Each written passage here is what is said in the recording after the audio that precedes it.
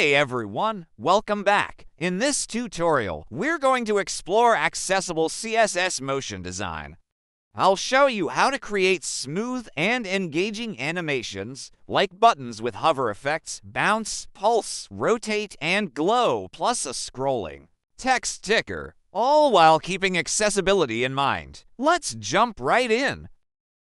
Now we'll start by linking our CSS file. I'll begin with some general styling for the body, setting the font to Arial, removing the default margin and padding, centering the text, and giving it a dark background with white text for a clean look. Let's get back to our HTML file, and I'll start by adding the header element. Inside the header, we'll include a title and a short description to introduce our project.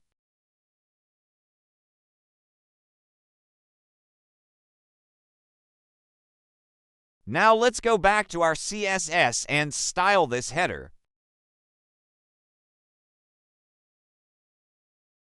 I'll give it some padding and a dark background to match the overall theme. For the heading, I set the margin to 0010 px. That means no margin on the top and sides, and just 10 pixels of space below the heading to separate it from the text. Then for the main section, I added 20 px of padding to give the content some breathing room inside the layout. Now let's get back to our HTML and write the main element. Inside this main, we'll have two sections. The first section will have a class named Buttons where we'll place our animated button. In this section, I added a heading called Button Animations and created 5 different buttons. The first one is a simple hover effect, and the others have unique classes: Bounce, Pulse, Rotate, and Glow. Each class will give the button its own animation.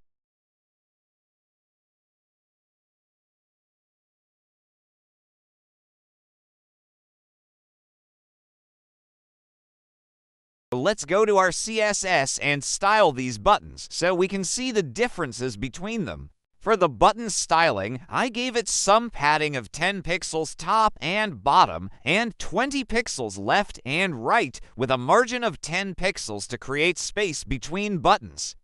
The background color is green, and I removed the border while adding a slight border radius to make the corners rounded. The text color is white, and the font size is set to 16 pixels. I also changed the cursor to a pointer so it looks clickable. Finally, I added a smooth transition for transform and background over 0.3 seconds to make the hover effects look clean. We'll start with the hover button. Here, I used the hover selector to scale the button up by 1.1, which makes it slightly bigger when the mouse is over it. I also changed the background color to a darker green. Let's see how that looks on our web page. Now it's the bounce button's turn. Let's style it and add a simple bouncing animation.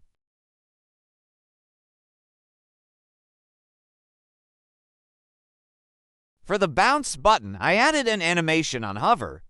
The class.bounce::hover applies the bounce animation for 0.6 seconds. In the keyframes, at 0% and 100%, the button stays in its normal position, while at 50% it moves up by 10 pixels. This creates a quick bounce effect when you hover. Now it's the pulse button's turn. Let's style it and create a smooth pulsing animation. For the pulse button, I added an animation on hover with the class.pulse::hover. It runs the pulse animation for 1 second and keeps repeating infinitely as long as the mouse is over the button dot in the keyframes at 0 and 100%. The button is at its normal size, and at 50% it scales up slightly to 1.1. This creates a soft pulsing effect. Now let's move on to the rotate button and give it a nice spinning effect.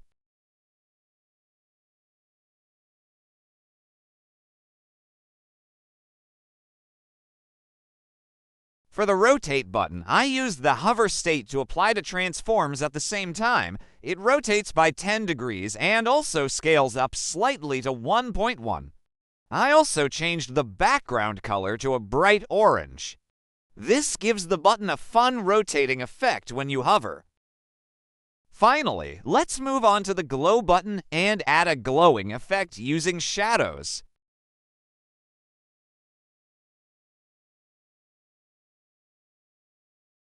For the glow button, I added a box shadow on hover. The shadow has two layers, one smaller at 15 pixels and one larger at 30 pixels, both in green, which creates a glowing effect around the button. I also changed the background color to a lighter green to enhance the glow. Now that our buttons are ready, let's go back to the HTML file and write the second section, which will be our scrolling text ticker. In this section, I added a heading called Scrolling Text. Then I created a div with the class ticker and inside it a paragraph with the class track. The track contains two spans that repeat the same text. Hello World Accessible. CSS motion smooth and subtle. The second span has aria hidden equals true, which means screen readers will ignore it, but visually it helps create a seamless scrolling effect.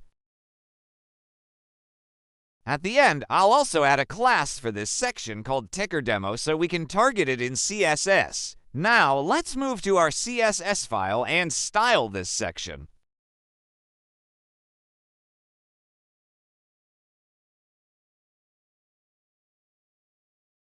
For the ticker, I set the container to hide any overflow, added a thin border, some margin, and made the width 80% of the page.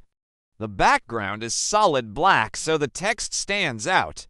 The track class uses inline flex with no wrapping, so all the text stays on one line. It also has an animation called scroll that runs for 10 seconds, moving continuously in a loop.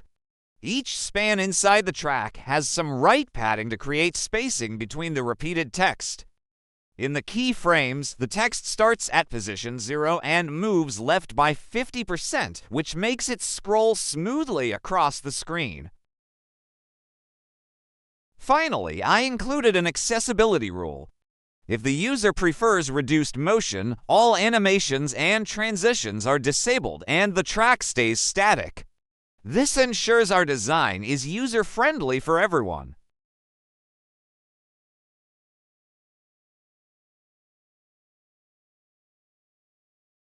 And that's it! We've built a simple project to demonstrate accessible CSS motion design. We created different button animations like hover, bounce, pulse, rotate, and glow, and also added a scrolling text ticker that respects user motion preferences. I hope this gave you a clear idea of how to make animations both engaging and user-friendly. Thanks for watching, and don't forget to like, share, and subscribe for more coding tutorials.